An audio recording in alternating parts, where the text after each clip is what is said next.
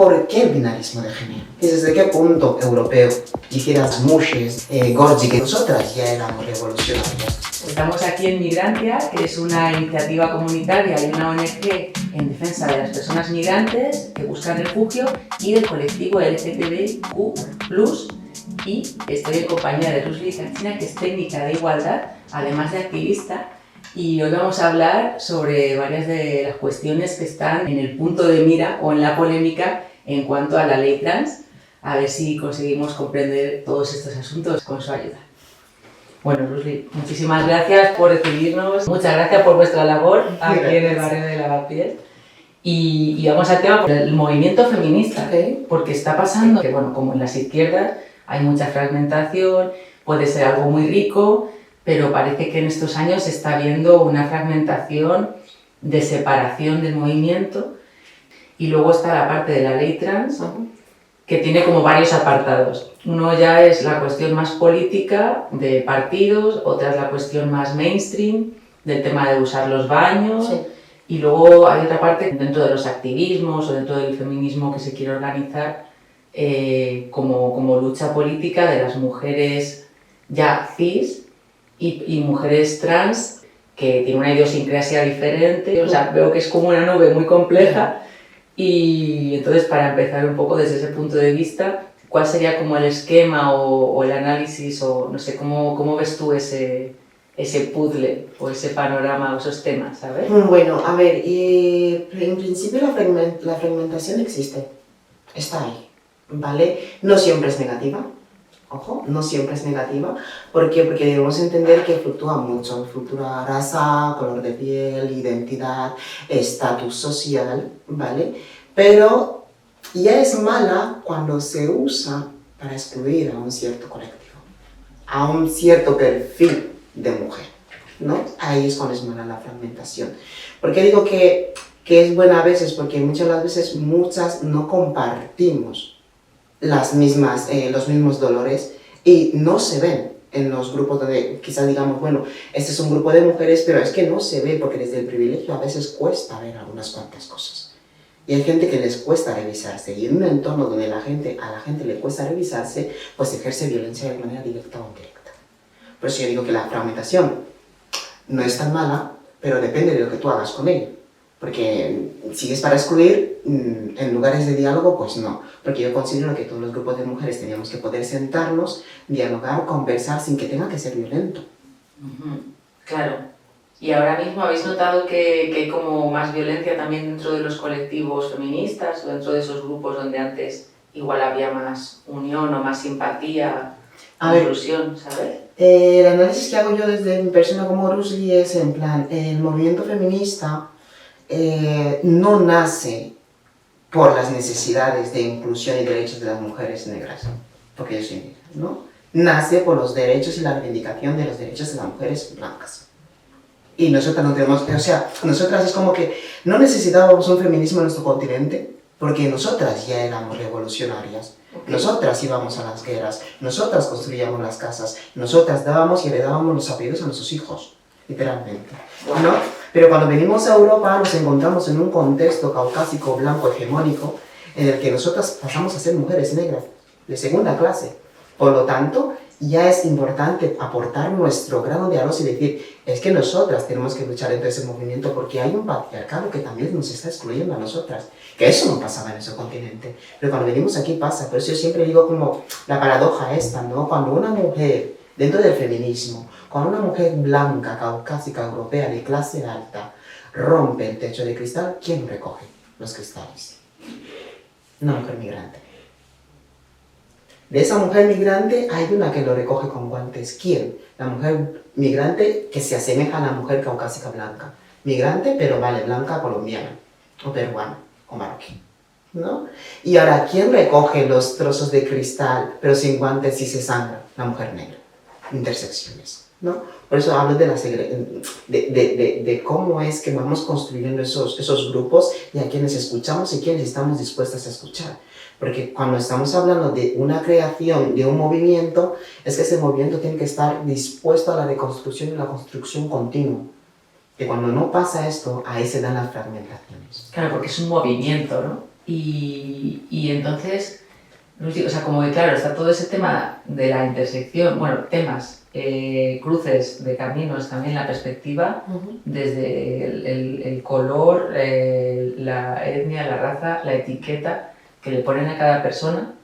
Y dentro de esto, en el caso de las personas trans, el caso y de las mujeres trans, en el caso de que se llame a todas mujeres o que está la posibilidad de hacer la diferencia a mujeres trans y mujeres cis o de buscar un género diferente, dentro de esa, ¿sabes? Como que hay un tema de concepto que está siendo muy importante y las mujeres cis hay muchas que tienen como rechazo a que se incluya dentro de todo lo que es mujer a las mujeres trans. Y luego está la parte en la que yo entiendo que si tú te presentas al mundo como una mujer, sufres todas las violencias de una mujer. Entonces, en ese sentido, ¿qué hacemos con esta situación? ¿Sabes? Porque el concepto, se piensa en revisar el concepto, ¿cómo podemos hacer en esto? ¿Qué hacemos, Ruth? A ver, es que yo... Y lo bueno es que yo siempre hago mis análisis desde el punto superafricano, ¿vale? Vale. Porque, para empezar, ¿por qué el binarismo de género? Ahí empieza el problema, ¿no? ¿Por qué el binarismo de género masculino y femenino? ¿Y desde qué punto? Europeo. Literal, europeo, porque cuando las potencias coloniales llegaron al sur global encontraron tercer géneros. Encontraron un montón de tercer géneros, ¿no? Si no estarían las ligeras de la India, no estarían las mushes de México, no estarían las Gorjigen de Senegal, las Kibanda, las Kibundu, existían. Pero ¿por qué nosotros ya teníamos nombres en esos territorios? Porque vimos necesario esos nombres. ¿Por qué? Porque no es una cuestión de apropiarse ni devorar a nadie, sino que es una cuestión de crear una identidad donde nosotras podamos existir y que se sepa que tenemos una historia y unas raíces, ¿no? A ver, a mí siempre me dicen, mujeres, digo, mujer trans, que a alguna no le gusta la coletilla o el apellido, a mí me gusta, porque me resignifica. No me borra como mujer trans, porque borrarme como mujer trans a mí de manera personal como Ruth Lee me lleva a tener que identificarme como una mujer cis, pasar por todas las violencias que ha pasado esta mujer, más la que me toca a mí como mujer trans, porque miramos la violencia desde la forma externa, ¿no? Lo político, lo cultural, la burocracia o la hegemonía, como te está oprimiendo, pero hay una manera interna de cómo tú te relacionas, incluso en un punto muy delicado como pueden ser tus intimidades con las parejas, ¿no? Cuando llegas a este punto puedes volver a llegar a sufrir violencia en ese punto, pero como mujer trans que se te lee como mujer cis, y es doble. Por eso yo creo que cuando tenemos que hacer yo haría esas divisiones y dejarlas bien claras. ¿Por qué? Porque mujer cis heteronormativa es mi madre. Es mi madre y mis hermanas. Y yo siempre le he dicho a mi familia, yo soy una mujer trans, tú eres una mujer cis heteronormativa. Y mi madre se quedaba como, pero eres mujer, digo que sí, soy mujer con apellido, ¿sabes? Y tú eres otra mujer con apellido, digo, porque si yo digo que soy una mujer cis heteronormativa biológicamente, hembra, hablando de la especie animal, yo voy a dejar de ser Nange Tashipoto, que ese es el nombre que tenían las personas trans en mi tribu. Y digo, si dejo de ser eso de aquí a 50 años, cuando hablemos de las personas trans dirán, es algo nuevo, ideología. Claro. Porque se ha borrado la historia. Claro. Es que es súper... Bueno, pues muchísimas gracias por este apunte que además reconoce la riqueza que viene de acordarse de otras culturas, a veces anteriores a las que vienen después colonizando, y que trae bastante luz a la cuestión. Porque, por ejemplo, la forma en la que llaman a las mujeres trans, que decías en tu tribu, ¿hay un nombre diferente para los hombres trans o no hay esa clasificación, sabes? Como en la India están las islas. Sí. De hecho, en nuestra tribu en Guinea Ecuatorial, concretamente los amboneses, ¿vale? Que hablamos el fadambo parecido al portugués, criollo, es que no, de hecho en muchos países del continente africano no tenemos las siglas LGTBIQ+, porque son coloniales. Claro. Literalmente, cuando hablan de que un presidente va a África, habla sobre el colectivo LGTBI y el presidente africano le rechaza, digo, claro que te va a rechazar, porque tú vas con terminologías coloniales. Bueno. Nosotros le decimos Gorjigen en Senegal. Gorjigen es como que tiene, la cabeza del Gorjigen es hombre-mujer. que eso es la identidad de una persona trans. Pero ya con decir Gordigan es como que representas a todas las demás diversidades, ¿no? En mi tribu, cuando decimos Nange Tashipot, es una persona al otro lado de la puerta, que puede ser trans, puede ser no binaria, puede ser bisexual, puede ser pansexual, pero es aquella persona que no es cis heteronormativa. O sea, no tenemos bastantes siglas, es como o eres cis heteronormativo o no eres, ya está. Y cuando eres, no eres, dentro de no eres, entra toda la diversidad y todas las intersecciones.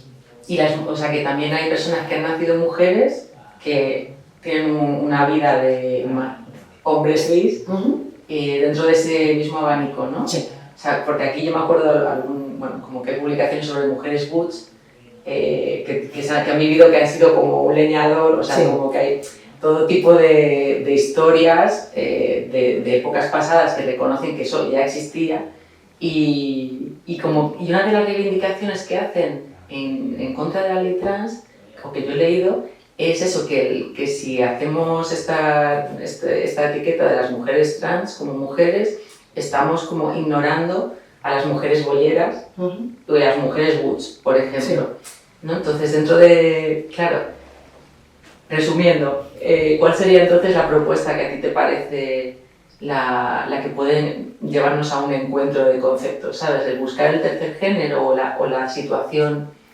diferente del binarismo, ¿no? Desde Europa es que no sabía cómo gestionar. Bueno, pero es muy interesante que diga, mira, vosotros estáis igual peleándonos en un ciclo que no tiene respuesta cuando hay otras opciones y el descubrir que existe otro universo literalmente puede ayudarnos. Yo considero que únicamente decir mujer trans o decir...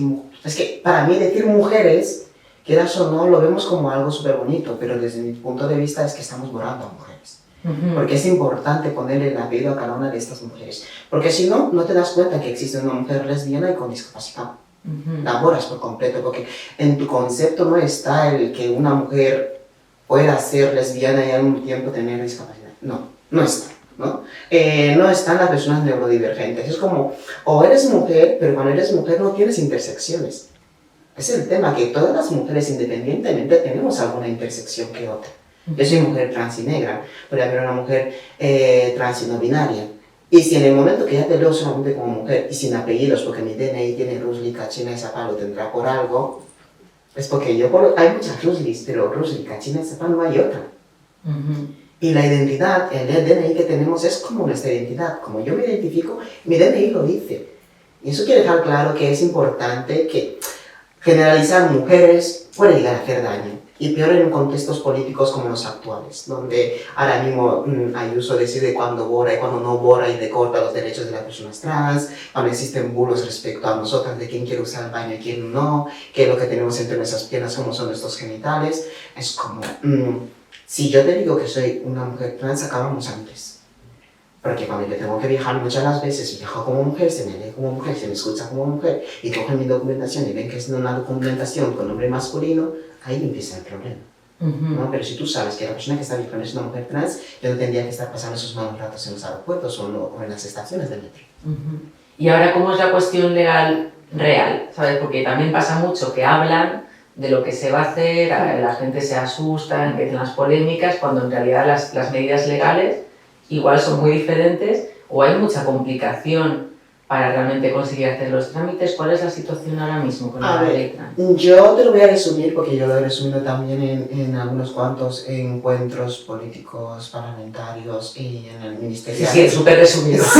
Literal, en plan, la ley trans es únicamente para personas trans españolas y europeas. Nosotras las personas trans migrantes no aparecemos.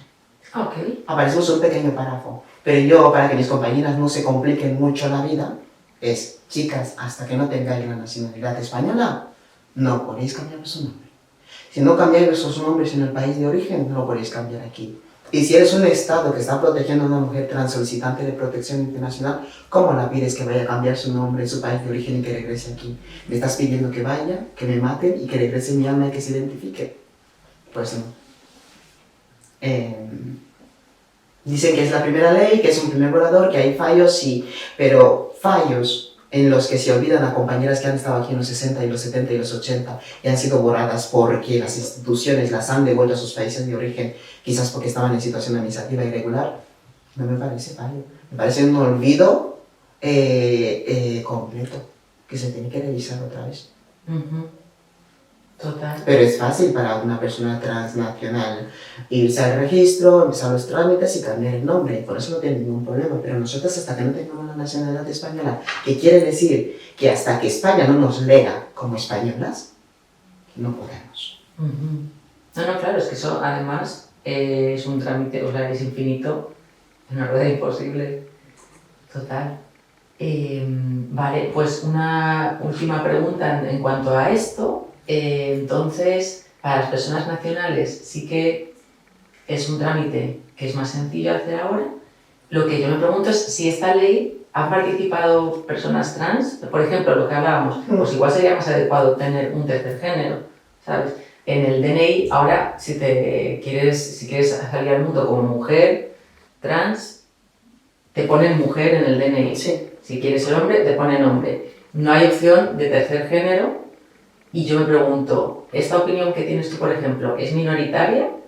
¿O es que hay más personas trans que les gustaría estar en un tercer género, pero la ley en realidad la han hecho personas que no han escuchado lo que tenían que decir las personas trans?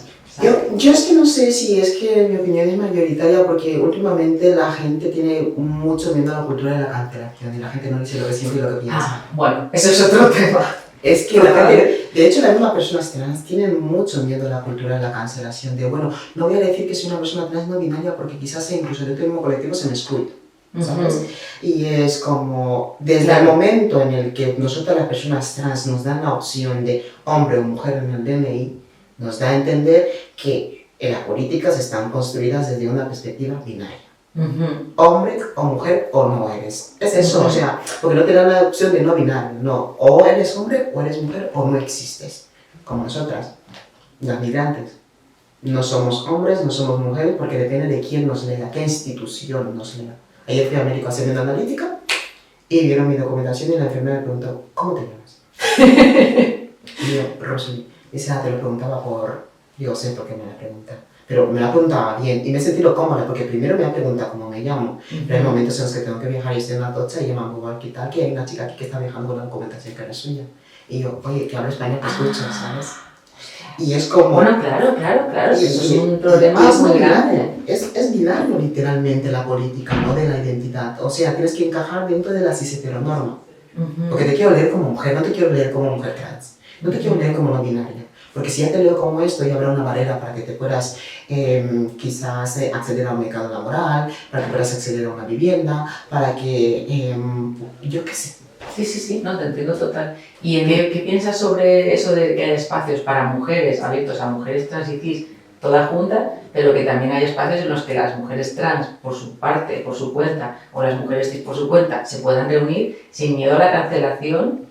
O teniendo en cuenta un poco toda esta situación, pero que cada una tiene una idiosincrasia también. A ver, yo es, por ejemplo, mira, te voy a poner un ejemplo. Todos los niños van al colegio, ¿verdad? Niños, niñas y niñas van al colegio, pero llega una cierta hora que cada uno se va a su casa, con su familia. ¿Por qué no nos sentamos todas, nos reunimos, hablamos de cómo es que la masculinidad hegemónica y el patriarcado es un eje de opresión para todo lo que es mujer y feminidad? Después de esto, tranquilamente, yo voy con mis hermanas trans a hablar de problemas de hermanas trans. Independientemente de eso, después voy con mis hermanas negras a hablar de cosas de mujeres negras. Es que debe ser así. Porque si no es así, no vamos a encontrar herramientas suficientes para luchar contra todas estas opresiones que estamos recibiendo día a día.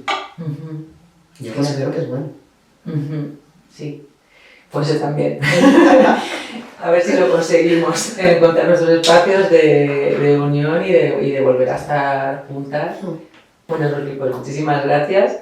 Estaríamos ahí hablando horas. No sé si te queda alguna cosa que te gustaría decir para terminar, que se me haya olvidado preguntar, que no nos da tiempo, pero es muy importante. Vale. Revisando algunos apuntes, en la parte de por qué se habla siempre de mujeres y no de hombres, ¿vale?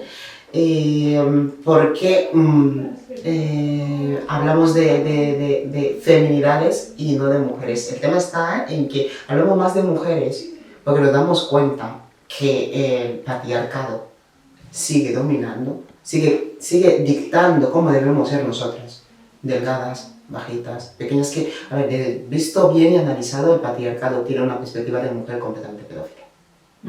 Literal, ¿vale? Depilación láser, pequeñita, delicada, voz fina y no sé qué lo otro, ¿no? Es por eso hablo más de mujeres, porque queramos o no, todavía seguimos estando bajo ese yugo, ¿no? ¿Y por qué cuando hablamos de feminidad y no de mujer? Porque la feminidad es un constructo social. Se ha construido en base a lo que el hombre quiere ver, lo que el patriarcado quiere ver, lo que la misoginia quiere tener en su mesa. Por eso, cuando mucha gente me dice, no, es que tenemos que hablar más de feminidad, digo, sí, hablemos de feminidad porque es un constructo social y a quién afecta, afecta a las mujeres. Independientemente de si tu orientación sexual, identidad de género o expresión de género, la feminidad te va a afectar a ti, porque es un canon, es un molde en el que si tú no encajas y te identificas como mujer, te van a excluir por completo. Y yo, el último mensaje sería que las personas, independientemente de nuestra raza, orientación sexual, identidad de género, nuestro color de piel, tenemos que estar dispuestas a hablar, a incomodar, literalmente, porque a mí me gusta. No es que lo disfrute, pero es que yo cuando voy incómodo y sé que no he hecho daño a nadie, me gusta, porque es como, me gusta que me incomoden y me gusta incomodar. ¿Por qué? Porque eso me permite revisarme. La gente ya no tiene ese tiempo de pararse y revisarse. Y cuando hablamos de deconstrucción y construcción es como que tenemos terminologías porque suenan guay, pero no las conocemos. Cuando hablamos de deconstrucción, ¿sabemos qué implica deconstruir? ¿Qué implica construir? Pues muchas veces en la mesa de diálogo, mucha gente ya no va o la gente va y dice lo que los demás quieren escuchar. Yo siempre digo, yo no hablo por nadie, yo hablo por mí. Cuando me invitáis, ¿estáis dispuestos a escuchar lo que voy a decir? Porque no voy a pasar. Ahora cada vez menos, creo, porque efectivamente la incomodidad es algo que se está excluyendo de la comunicación, de la conversación social. Literalmente. Y además, sumado al miedo de la cancelación, nos vamos a convertir en unos cínicos. Sí. Súper correctos. Yo creo que la ley trans muchas de las veces es como dentro del colectivo LGTB, para algunas cuantas gente soy la negra que incomoda, ¿no? Porque siempre estoy diciendo, es que esta ley nos ha excluido. Y dentro de la comunidad negra soy la negra que incomoda, ¿no? Porque es como, lo LGTB también es africano y es como, no hables de esto. Claro. Claro, el tabú, además como que son temas que con lo de la cultura de la conciliación se convierte en un tabú y la gente ya tiene como miedo de pasar por el tema. Y como vamos a hablar de otra cosa para que la gente no se incomode, pero que claro, nunca hablamos de ello. Y ese miedo lleva a que no tengamos herramientas suficientes para después poder enfrentar toda la ola de odio y discursos de odio que nos estamos encontrando todos los días. Claro, sí, entre nosotras mismas, evitar el tema, pues lo deja cada vez más desprotegido, ¿no? Literalmente. Y Rosy, pues antes de terminar, sí que aprovechemos para este punto. Entonces, ¿qué diferencia hay entre una mujer trans y un hombre femenino? No quiero resultar ofensiva, pero entiéndeme, lo que hablábamos de la feminidad, ¿cómo colocamos la feminidad en el sentimiento o la masculinidad, en el caso de las personas que nacen con una biología de mujer y quieren transitar hacia el ser hombre? ¿No es feminidad y masculinidad entonces lo que está ocurriendo? Sí, como... ¿Feminidad y masculinidad? Sí, o sea, claro, la diferencia entre mujer y el ser femenino, digamos que es un constructo, la feminidad, y al mismo tiempo es para muchas personas lo que define lo que están haciendo las personas que nacen hombres y quieren transitar hacia ser mujeres, ¿sabes? Como adoptar la feminidad, ¿no es eso? Es que yo creo que más bien la feminidad, no sé si estoy explicando bien, va ligada al constructo social de lo que tiene que hacer, no lo que hace. ¿Qué es lo que tiene que hacer una persona, ¿no? Para categorizarla como hombre o mujer.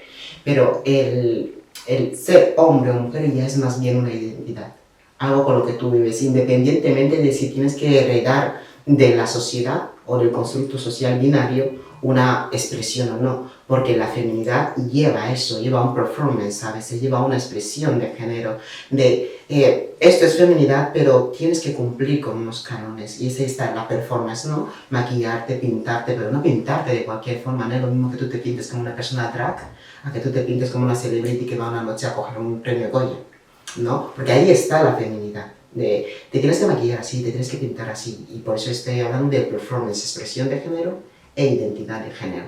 Y como tú te identifiques, muchas veces es como tú te identificas, pero cuando tú te identificas como hombre o mujer, si tú no adoptas uno de esos performances, masculino o femenino, dejas de ser. O sea, que sería el estereotipo de género, o sea, el estereotipo de género, que hablaste un poco, según el canon pedófilo, lo que entendemos por feminidad, que no hay, igual que hay muchos tipos de mujeres, no hay muchos tipos de feminidades. Hay muchos tipos de feminidades. Existen muchos tipos de feminidades, pero ¿cuál es como el exacto? Desde la hegemonía, desde el patriarcado, desde la misoginia. El exacto, ¿cuál es? El perfil pedófilo. Porque la feminidad de la mujer negra muchas veces es como hombres que te lo justifican. Yo no salgo con mujeres negras porque parecen hombres, tienen mucha fuerza, hablan duro, no sé qué. Como, eso es feminidad. No, eso es masculinidad. Pero ¿desde qué punto, visto? Claro. De hecho, como que también sigue siendo parte digamos, de la cultura o de la ideología de la dupla, del bigénero, de solamente hay dos opciones. Y entonces, pues nada, masculino femenino, que era una forma de decir estereotipo de género antes de que usáramos el término, ¿no? Literalmente. Igual es así. De hecho, para que te des cuenta, hay una Biblia que yo solo te sé decir en portugués, como será un negro cristão. ¿Cómo será un negro cristiano, ¿no? Está en el Museo de Gran Bretaña, que cuando los portugueses fueron a países como Angola, Cabo Verde, se dieron cuenta que no existía el binarismo de género. O sea, habían hombres, había mujeres, había personas no binarias, había personas queer, hombres con pelucas hechos con cortezas, y desde ese momento empezaron ellos a decir, ¿cómo hacer a un negro cristiano? En plan, vamos a masculinizar al hombre negro y vamos a feminizar a la mujer negra. Porque las guerreras de Agoche de Benín eran las que iban a la guerra, no eran los hombres. Y cuando un hombre en Uganda se quería ir a la guerra, pues daba la dote por un hijo varón, no por una mujer. Que veas un poquito desde qué punto, ¿no? de cómo es que las grandes potencias se han encargado de que exista este binarismo de género, porque aquí los reyes llevaban tacones y pelucas y todo lo demás, y no eran vistos como mujeres. Pero porque han cogido y han rescatado todo esto y han separado feminidad de la mujer. ¿Y qué tipo de feminidad y qué tipo de mujer? Bueno, y se han hecho mucho más marcadas ya a edades más tempranas, que antes se vestían igual a los niños y a las niñas durante mucho tiempo. Bueno, los vestidos de bautizo aquí, o sea, tú los veías y decías, ¿es la nena o el nene? Pero era igual. Sí, bueno. La de cosas que me llevo Ruli para estudiar, me encanta. Muchísimas gracias. Bueno, pues después de hablar de esta cosa, ¿hay algo más que te gustaría decir? O que me debería yo leer, así que nos recomiende también a lo que estamos pues si queréis saber un poquito más sobre feminidad exactamente y diversidad sexual y identidad en el continente africano, pues ahí tenéis mi cuenta de Instagram, que hablo todos los días de ello. Y también agradecer esos tipos de espacios, no tengáis miedo a la cancelación, por favor. La cultura de cancelación, tenemos que acabar con esta cultura. Es importante que las personas estemos constantemente predispuestas a revisarlos, a incomodarnos, a incomodar también, para que podamos tener herramientas suficientes para luchar contra todas las veo y discursos de que nos estamos encontrando actualmente. Ole. Pues muy bien, muchísimas gracias, nos apuntamos todo esto y ojalá nos sirva y nos ayude a crecer a todos, todas, todes, todis como personas y a entendernos, buscar el diálogo y el crecimiento colectivo, ¿por qué no? Gracias. Esperemos. Muchas gracias. Merci.